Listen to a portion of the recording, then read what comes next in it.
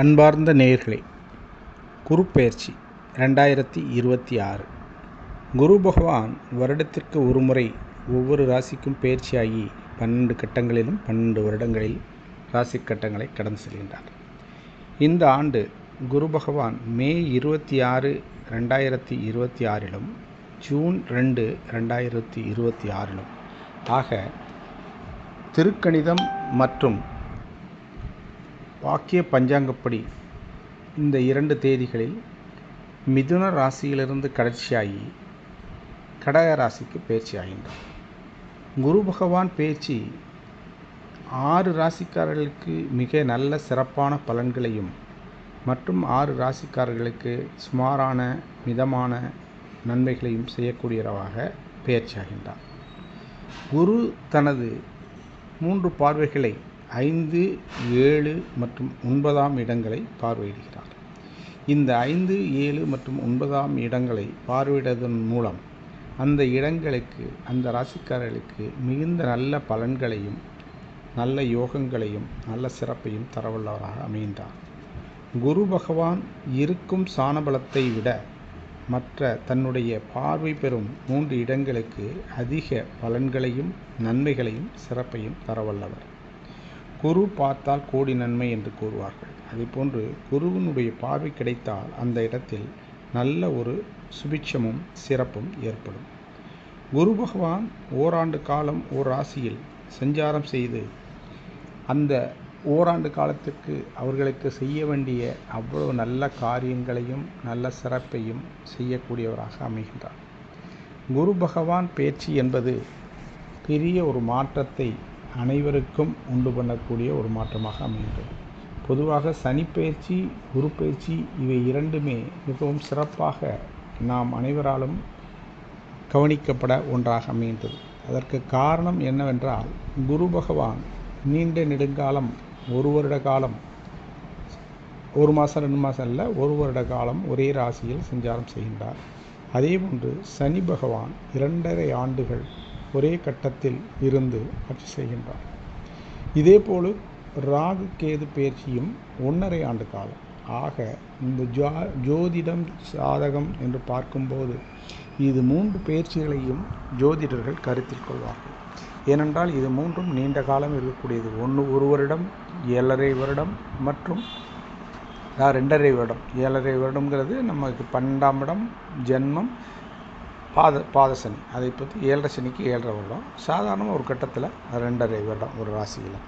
2.5 வருடம் சனி பகவான், 1.5 வருடம் ராகு கேது, 1 வருடம் குரு. ஆக இது 3 பயிற்சியும் மனதில் கொண்டே ஜோதிடர்கள் பலனை சொல்வார்கள்.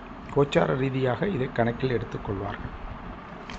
இது இவ்வாறு இருக்க இந்த பயிற்சி 2026 குரு பயிற்சி மிதுனத்திலிருந்து கடகத்திற்கு பயிற்சியிடுவதன் மூலம் யார் யார் என்ன நன்மைகளை அடையப் போகின்றார்கள், யாருக்கு சிலது தயக்கங்களையும் சொற்ப லாபத்தையும் தரக்கூடியதாக அமைகின்றது, யார் எச்சரிக்கையாக இருக்க வேண்டும் என்பதை இப்போது பார்ப்போம். ரிஷபராசி நேயர்கள். ரிஷபராசி நேயர்களுக்கு குரு பகவான் தங்களது 2வது இடத்திலிருந்து 3ஆம் இடத்திற்கு, அதாவது மிதுன ராசியிலிருந்து கடக ராசிக்கு பயிற்சியாகின்றார். இது உங்களுக்கு சற்று சுணக்கத்தையும் தயக்கத்தையும் உண்டு பண்ணக்கூடிய ஒரு 3ஆம் இடம் என்றே சொல்ல வேண்டும்.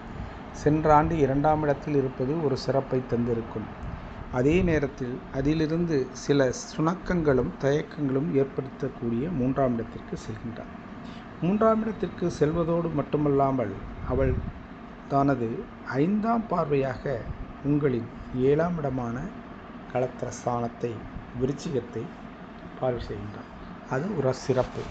ஆக குடும்பத்தில் 3ஆம் இடத்திற்கு சென்று சில அசௌகரியங்களை உண்டு பண்ணினாலும் அதே நேரத்தில் அவருடைய பார்வை 5ஆம் பார்வையாக 7ஆம் இடம் படுவதால் உங்களுக்கு குடும்பத்தில் ஏற்பட்டு வந்த சில சச்சரவுகளும் சுணக்கங்களும் சில தயக்கங்களும் நிவர்த்தியாகி நல்ல ஒரு சுமூகமான நிலையை உண்டு பண்ணும். குடும்பத்தில் மகிழ்ச்சியை உண்டு பண்ணும். பிள்ளைகள் மற்றும் உறவினர்களிடையே உறவை மேம்படுத்தும். அதற்கான வழிவகைகளை செய்வீர்கள். அவர்கள் படிப்பிற்கு கவனம் செலுத்துவீர்கள். பிள்ளைகளுடைய திருமணம் மற்றும் பிள்ளைப்பேறு ஆகியவற்றில் நேரத்தை செலவழித்து நல்ல ஒரு மகிழ்ச்சியும் குடும்பத்தில் ஒரு வரவும் உண்டாகும். கணவன் மற்றும் மனைவி ஆகிய இருவரிடையே ஏற்பட்டு வந்த உறவுகள் மேம்படும். அவர்கள் சம்பந்தமாக இருந்த பிரச்சனைகள் தீர்வுக்கு வரும். சரி, அது ஒரு பக்கம் இருக்க, தன்னுடைய 7ஆம் பார்வையாக தங்களுடைய 9ஆம் இடமான யோகஸ்தானத்தை, நல்ல லாபஸ்தானத்தை பார்வை செய்கின்றார்.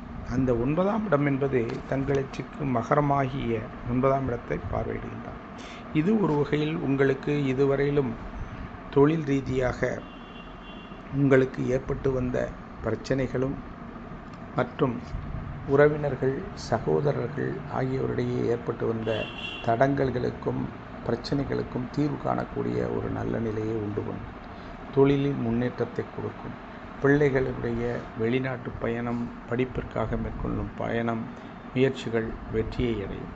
பிள்ளைகளில் ஏற்படும் படிப்பு மற்றும் அவர்களுடைய முன்னேற்றத்திற்கான வழிகாட்டுதல் சிறப்பாக இருக்கும்.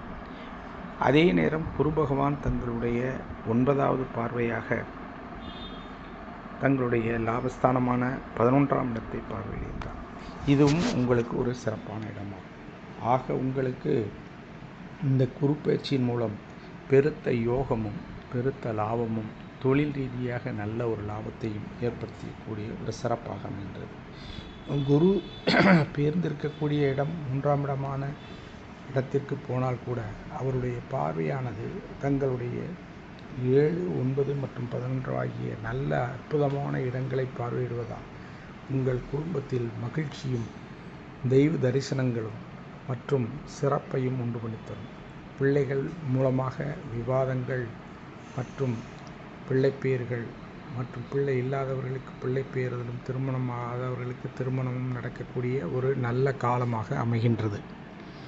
இந்த காலகட்டத்தில் நீங்கள் புதிய தொழில்கள் ஆரம்பித்தல், புதிய பார்ட்னர்ஷிப் என்று பண்ணுதல் ஆகிய நல்ல காரியங்களில் ஈடுபடுவீர்கள்.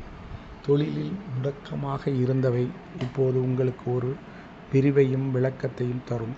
உங்களுக்கு பணப்புழக்கத்தில் நல்ல ஒரு நிலையை ஏற்படுத்தும்.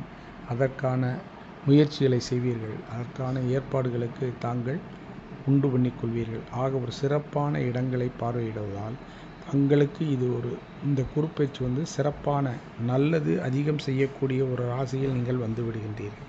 ரிஷப ராசிக்காரர்களுக்கு மிகவும் சிறப்பான ஒரு குருப்பெயர்ச்சியாக இது அமைகின்றது. ஆக குரு பகவானை நீங்கள் வியாழந்தோறும், அதாவது பரிகாரம் என்று அல்ல, உங்களுக்கு நல்லது செய்யக்கூடியதற்கு நன்றி செய்யும் விதமாக குரு பகவானை வியாழந்தோறும் வணங்கி சிவன் கோயில் சென்று வர உங்களுக்கு மேலும் சிறப்பையும் தரக்கூடிய பலன்களை நல்ல விதமாகவும் சிறப்பாகவும் செய்து தரும் என்பதில் எந்த ஐயமும் இல்லை.